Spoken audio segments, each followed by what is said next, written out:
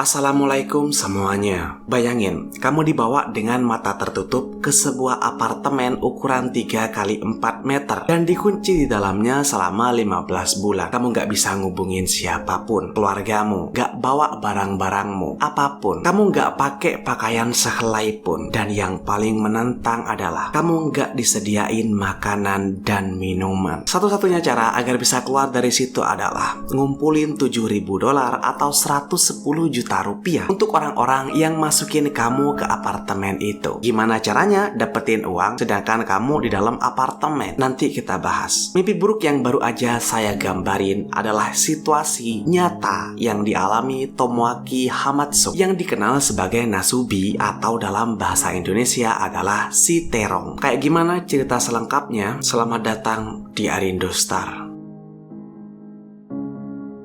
Pada tahun 1998, seorang komedian yang baru memulai karir yang dikenal sebagai Nasubi berharap bisa terkenal ketika Nasubi mendaftar untuk acara reality TV show Jepang berjudul Susunu Denpa Shounen yang kalau diterjemahkan ke bahasa Indonesia adalah Jangan Lanjutkan Pemuda Gila. Acara itu punya reputasi yang menempatkan kontestannya dalam situasi yang menegangkan, kayak memaksa kontestan untuk menumpang kendaraan dari Afrika Selatan ke Norwegia, menumpang kendaraan dari Hong Kong ke London, menjebak kontestan di sebuah pulau dan meminta kontestan untuk bikin rakit untuk menyelamatkan diri. Bahkan ya, ada kontestan yang diminta membersihkan ranjau darat di perbatasan Thailand dan Kamboja. Gila kan? Nah, tapi tugas yang akan dihadapi Nasubi nantinya nggak akan membawa Nasubi terlalu jauh dari rumah. Sebelum dimulai, Nasubi disuruh memilih satu dari puluhan kupon. Setelah kupon dipilih, pembawa acara mengatakan, "Selamat, kamu menang." Setelah itu, Nasubi diantar ke sebuah apartemen kecil ukuran 3 kali 4 meter, ditambah dapur kecil dan toilet. Di situ, Nasubi dikasih tahu detail tantangannya. Kalau Nasubi akan dikurung di apartemen tanpa kontak dengan dunia luar dan tanpa harta miliknya sendiri, sampai dia bisa memenangkan hadiah senilai 1 juta yen atau 110 juta rupiah dari undian lewat pos dan majalah. Jadi Nasubi diharuskan bikin undian untuk bisa keluar atau bertahan hidup karena dia nggak dikasih apa-apa kan. Walaupun sebenarnya udah disediain air dan pemanas, ditambah meja, majalah, kartu pos, radio, dan telepon yang hanya untuk mengikuti undian aja. Hanya itu. Apapun yang lain yang dibutuhkan harus dia menangkan lewat undian, termasuk makanan. Tujuannya adalah untuk ngelihat apakah seseorang bisa hidup sepenuhnya hanya dari hadiah undian. Latar belakang dari tes ini apa? Jadi pada saat itu, undian lagi populer dan Jepang sedang mengalami resesi atau penurunan ekonomi, sehingga beberapa orang bertanya-tanya apakah mereka bisa hidup hanya dari hadiah aja. Salah satunya undian yang dikirimkan lewat pos yang dimaksudkan untuk menghemat uang. Dari mana julukan Nasubi itu berasal? Kata Nasubi dalam bahasa Jepang berarti terong, dan bentuk kepala Nasubi emang agak mirip terong. Apalagi karena Nasubi waktu dikurung di apartemen itu nggak pakai baju sehelai pun. Gambar terong diletakkan untuk menutup terong asli milik Nasubi, diedit pakai animasi terong lah. Jadi itu penyebabnya Tomoaki Hamatsu disebut Nasubi. Acara Susunu Denpa Shounen ini kita singkat aja jadi acara SDS ya. Jadi acara SDS ini semacam eksperimen psikologis dengan kamera tersembunyi yang diam-diam merekam subjek yang perlahan-lahan kehilangan kendali emosionalnya. Awalnya sebuah segmen dipotong dan ditayangin setiap minggu. Lalu acara itu menjadi sangat populer sehingga disiarin langsung ke khalayak luas. Sekitar 16 juta orang di seluruh Jepang. Itu lebih banyak daripada penonton series Game of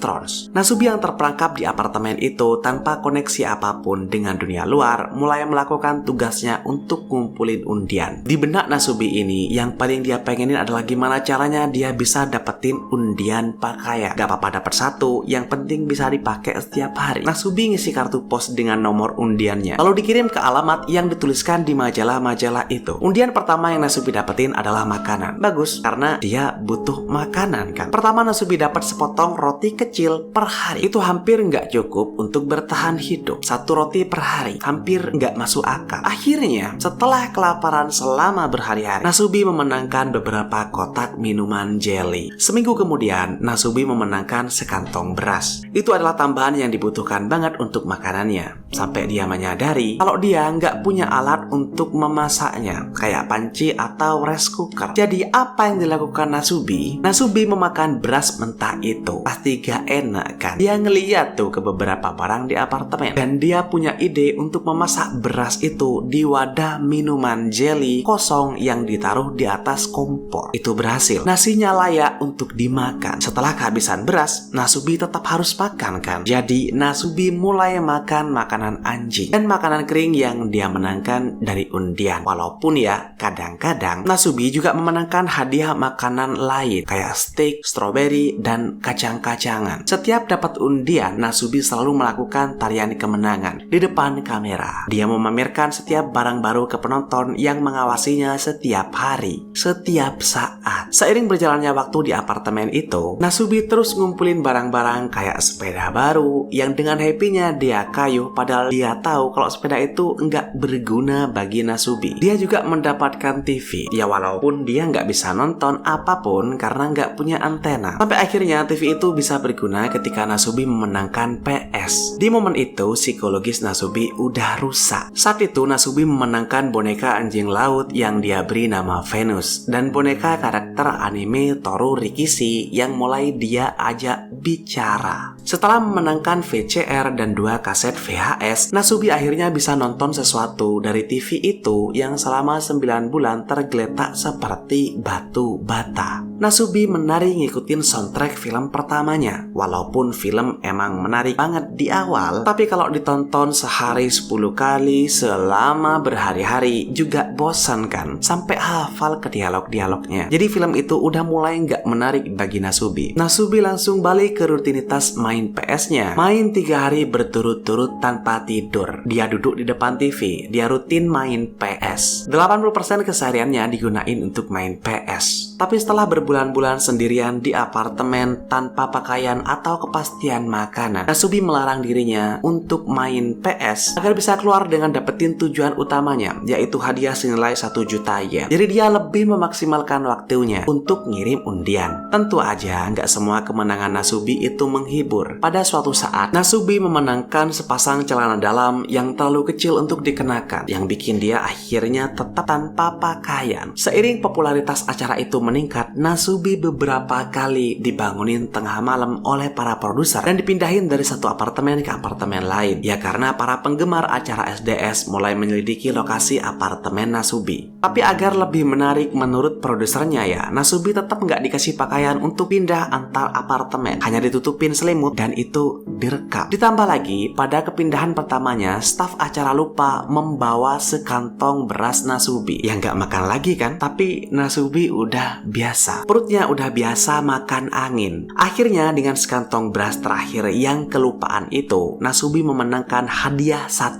juta yennya. Alhamdulillah. Awalnya dia nggak nyangka, nggak nyadarin kalau dia telah berhasil. Jadi para produser memberitahunya dengan cara yang sangat sesuai dengan alur cerita atau tema acara tersebut. Nasubi terbangun dengan kaget malam itu. Produser menyelinap masuk dan meledakkan petasan tepat di wajahnya, membuat pria malang itu tampak bingung dan ketakutan. Sebagai perayaan, Nasubi diberi setelan jas dan dibawa ke Korea Selatan, di mana dia menghabiskan 1 hari bersenang-senang, tapi hanya untuk dijebak lagi di sebuah apartemen di sana. Pakaiannya dilepas lagi dan hanya diberi kamus bahasa Korea dan setumpuk majalah. Kali ini tujuannya adalah memenangkan hadiah yang cukup untuk membayar tiket pesawat pulang. Kita yang secara psikologis masih normal pasti ngerasa kalau itu udah nggak manusiawi lagi. Produsernya bilang kalau Nasubi udah menang, tapi ternyata masih dijebak di apartemen lagi, apartemen lain. Tapi karena psikologis Nasubi udah menganggap semua itu normal ya, Nasubi mengiyakan untuk melakukan tantangan kedua. Walaupun akhirnya terungkap di acara This American Life bahwa Nasubi dipaksa oleh produser acara tersebut agar Nasubi ini mau ngelanjutin tantangan. Kalau enggak hadiahnya hangus. Memang acara anjing. Mati kamu sekarang, kata produsernya. Kami bisa terus dapat rating rating dari acara kami, rating yang tinggi. Dijadiin bahan pencari uang lah. Tapi sayangnya Nasubi ini udah jadi mesin undian. Tantangan di Jepang udah dia jalanin selama lebih dari setahun. Walaupun ditaruh di negara berbeda, bahasanya juga beda, udah nggak ada yang bisa menghentikan Nasubi. Nasubi memulai tantangan barunya dengan jatah kimchi dan keterampilan undian yang udah sempurna. Dan Nasubi mencapai tujuan barunya hanya dalam beberapa minggu. Memenangkan lebih banyak kimchi, kiriman pisang, dan TV. Tapi kali ini dengan antena, sehingga dia bisa nonton acara sambil kerja. Tapi itu tetap nggak cukup bagi para produsernya. Jadi mereka terus menaikkan target berulang kali. Mengubah tiket pesawat ekonomi jadi tiket bisnis, lalu kelas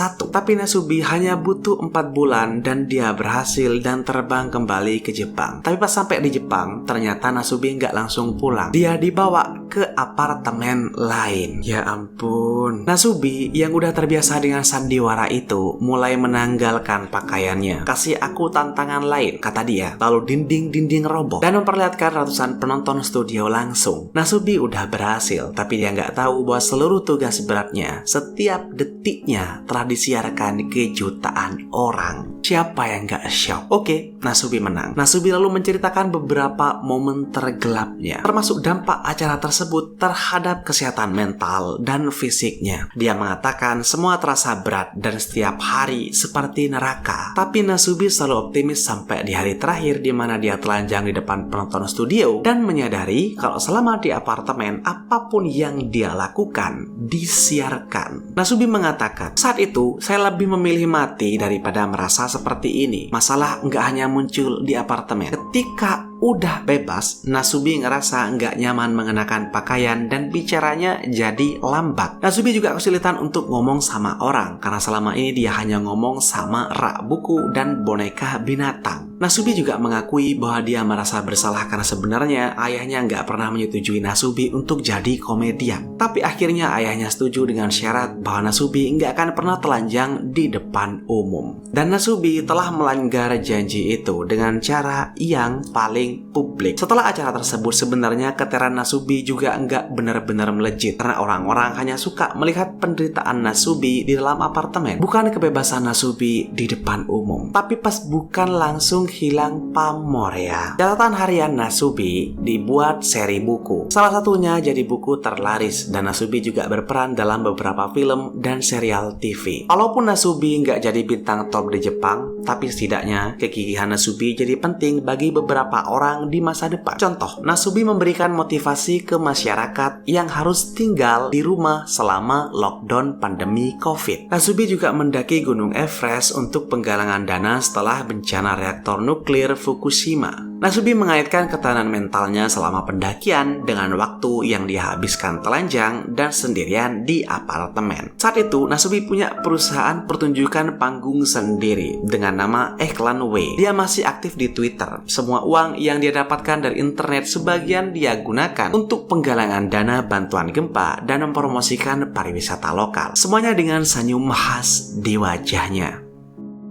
Mungkin penderitaan Nasubi adalah contoh awal yang mengerikan dari reality show yang semakin gila di era digital ini. Kisah Nasubi adalah pengingat tentang betapa kejamnya industri hiburan dan betapa kuatnya keinginan manusia untuk bertahan hidup. Saya rasa cukup, tetaplah aman, dan makasih udah nonton sampai akhir.